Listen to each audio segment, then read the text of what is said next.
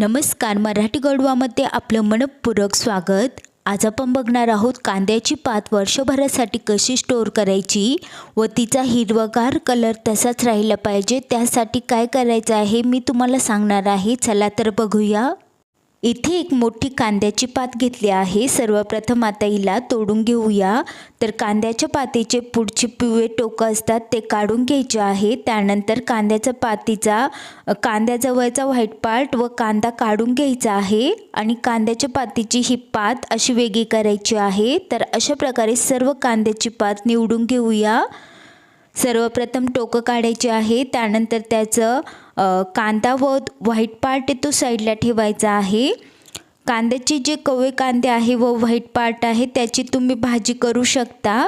तर अशा प्रकारे सर्व कांद्याची पात मी निवडून घेत आहे व साईडला ठेवत आहे। अशा प्रकारे सर्व कांद्याची पात निवडून घेतली आहे। कांद्याची पात, त्यानंतर कांदे आहे कवळे व त्याचा जो कचरा आहे तो साईडला ठेवला आहे।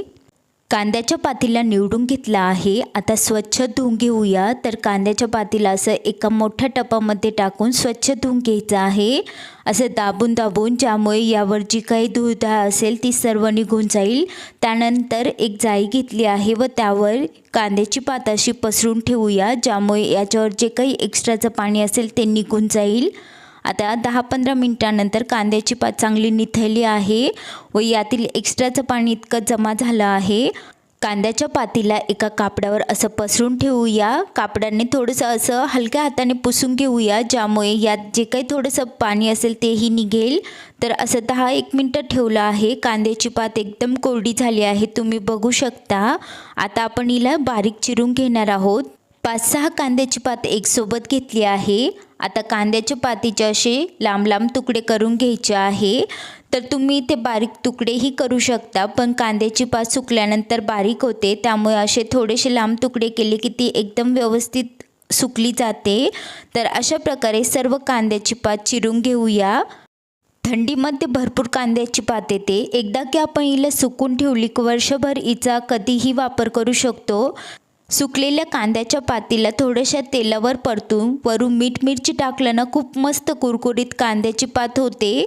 तसेच आपण हिच्यापासून सूप बनवू शकतो किंवा कोणत्याही भाजीमध्ये फ्लेवरसाठी हिचा वापर करू शकतो, खूप मस्त लागते ही। कांद्याच्या पातीला चिरून घेतला आहे, आता सुकवून घेऊया। त्यासाठी यांना 3 ताटामध्ये मी असं पसरून टाकत आहे। तुम्ही डायरेक्टली एखाद्या ओढणीवर पसरून टाकू शकता। तर आता याला अशा प्रकारे पसरून टाकत आहे। कांद्याच्या पातीला डायरेक्टली उन्हामध्ये ठेवून चांगलं सुकवून घेऊया। हिला जर सावलीमध्ये ठेवलं आणि कांद्याच्या पातीमध्ये थोडंफार पाणी असेल तर कांद्याची पात पिवळी पडू शकते आणि खराब होऊ शकते। तर आता हिला डायरेक्टली उन्हामध्ये ठेवलं आहे, वरून एक झाकण ठेवूया, म्हणजे धूळधाळ जाणार नाही।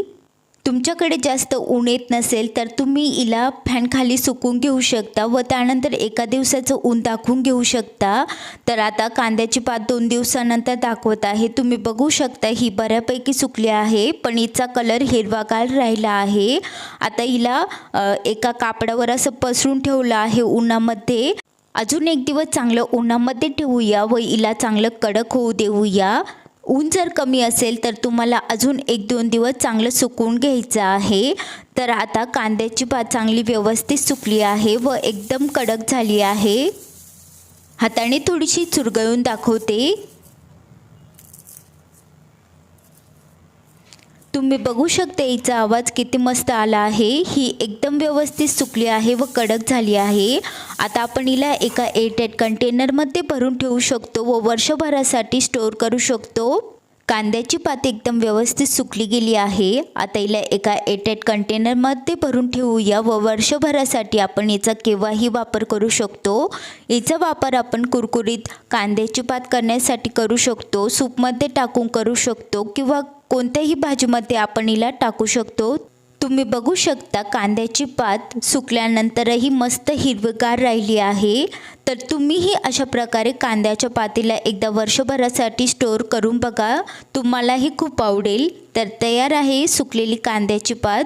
तुम्हाला हा व्हिडिओ आवडला असेल तर लाईक, शेअर, कमेंट करा आणि प्लीज मराठी गडवा चॅनलला सबस्क्राईब करा। व्हिडिओ बघितल्याबद्दल धन्यवाद।